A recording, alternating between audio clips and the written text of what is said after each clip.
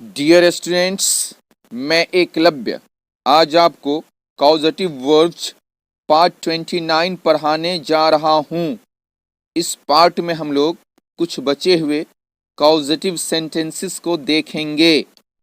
Number 14, हमने अपने जीवन का बीमा करवा लिया है।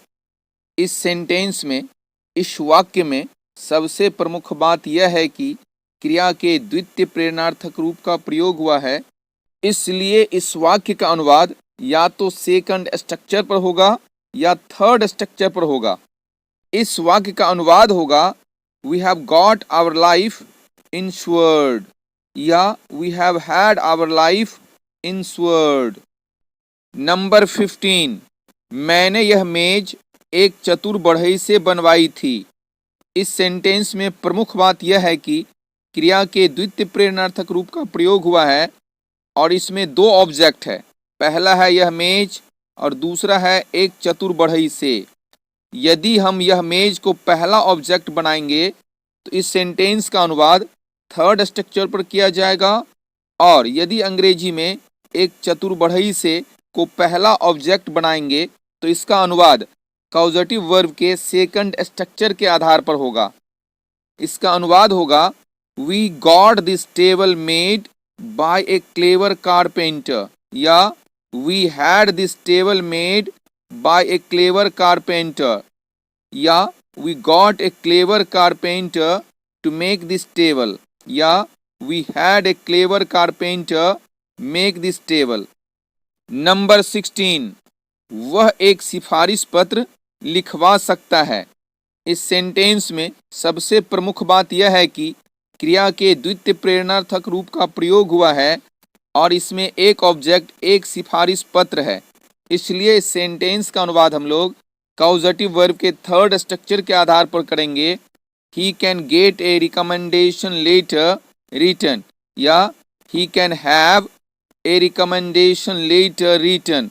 नंबर 17, अपनी संपत्ति का बीमा करवा लो। इस वाक्य में सबसे प्रमुख बात यह है कि क्रिया के द्वितीय प्रेरणार्थक रूप का प्रयोग हुआ है और इसमें एक ऑब्जेक्ट अपनी संपत्ति का बीमा है, इसलिए इस सेंटेंस का अनुवाद हम लोग थर्ड स्ट्रक्चर के आधार पर करेंगे। गेट योर प्रॉपर्टी इंश्योर्ड या हैव योर प्रॉपर्टी इंश्योर्ड। यह वाक्य आदेश सूचक है, इसलिए इस सेंटेंस का अनुवाद हम लोगों ने इम्पेरेटिव सेंटेंस में किया है। नंबर 18, गद्दी पर बैठने से पहले अलाउद्दीन ने अपने चाचा का सिर कटवा दिया था। इस वाक्य में सबसे प्रमुख बात यह है कि क्रिया के द्वितीय प्रेरणार्थक रूप का प्रयोग हुआ है और इसमें एक ऑब्जेक्ट अपने चाचा का सिर और इसमें एक ऑब्जेक्ट है अपने चाचा का सिर, इसलिए इस सेंटेंस का अनुवाद हम लोग कॉजेटिव वर्ब के थर्ड स्ट्रक्चर के आधार पर करेंगे। Before ascending on the throne Alauddin had had his uncle beheaded या before ascending on the throne Alauddin had got his uncle beheaded। Number 19, Jahangir ने अकबर के प्रसिद्ध सेनापति अबुल फजल को मरवा दिया था। इस वाक्य में सबसे प्रमुख बात यह है कि क्रिया के द्वितीय प्रेरणार्थक रूप का प्रयोग हुआ है और इसमें एक ऑब्जेक्ट अकबर के प्रसिद्ध सेनापति अबुल फजल को है, इसलिए इस सेंटेंस का अनुवाद हम लोग कॉजेटिव वर्ब के थर्ड स्ट्रक्चर के आधार पर करेंगे। Jahangir had had Akbar's famous general Abul Fazal killed या Jahangir had got Akbar's famous general Abul Fazal killed. Number 20, यही है वह औरत जिसने अपने पति को जहर दिलवा दिया। इस वाक्य में क्रिया के द्वितीय प्रेरणार्थक रूप का प्रयोग हुआ है, इसीलिए इस सेंटेंस का अनुवाद हम लोग कॉजेटिव वर्ब के या तो सेकंड स्ट्रक्चर के आधार पर करेंगे या थर्ड स्ट्रक्चर के आधार पर करेंगे, लेकिन इस वाक्य में एक ऑब्जेक्ट है अपने पति को, इसीलिए इस सेंटेंस का अनुवाद हम लोग कॉजेटिव वर्ब के थर्ड स्ट्रक्चर के आधार पर करेंगे। This is the woman who got her husband poisoned या this is the woman who had her husband poisoned। यहाँ मैंने husband कहा है। आप किसी भी डिक्शनरी में देखेंगे इस वाक्य में मैंने husband कहा है। आप कहीं भी किसी भी डिक्शनरी में हस्बैंड लिखा हुआ नहीं देखेंगे, इसीलिए आप आज से हस्बैंड पढ़ा करें, हस्बैंड न पढ़ा करें। 21 तुम जिल्दसाज से जिल्द बनवाते हो।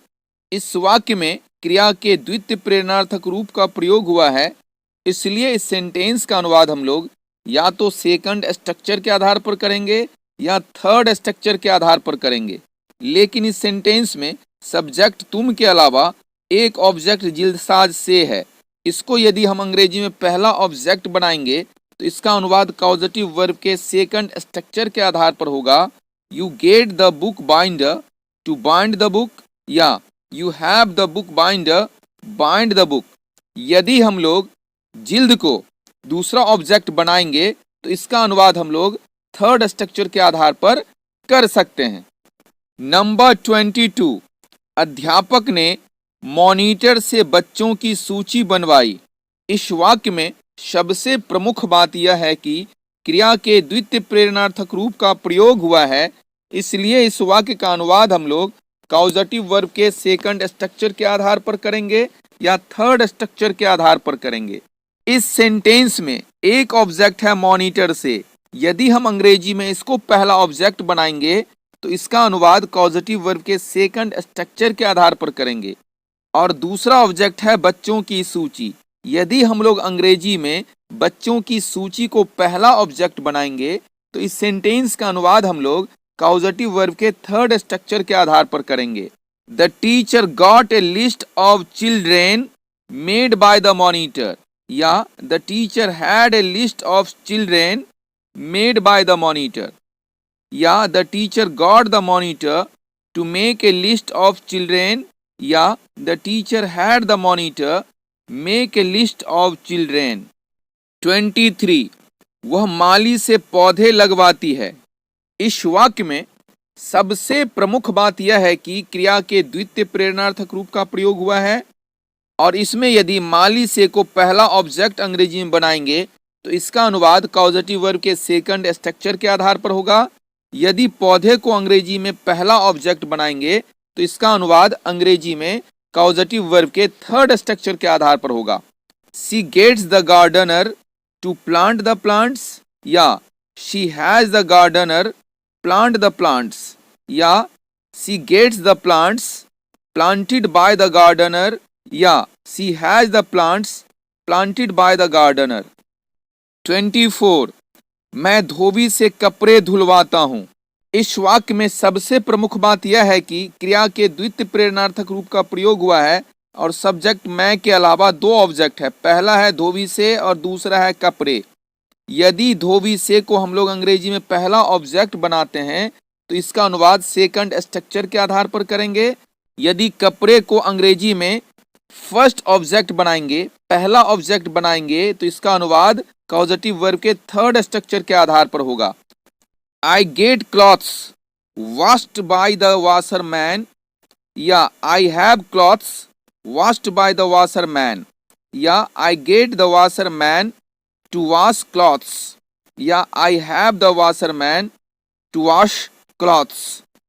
25 उसकी हरकतों ने राजकुमारी को हंसा दिया। इस वाक्य में क्रिया के प्रथम प्रेरणार्थक रूप का प्रयोग हुआ है, इसलिए इस सेंटेंस का अनुवाद हम लोग कॉजेटिव वर्ब के फर्स्ट स्ट्रक्चर के आधार पर करेंगे। His antics made the princess laugh, या his antics caused the princess to laugh.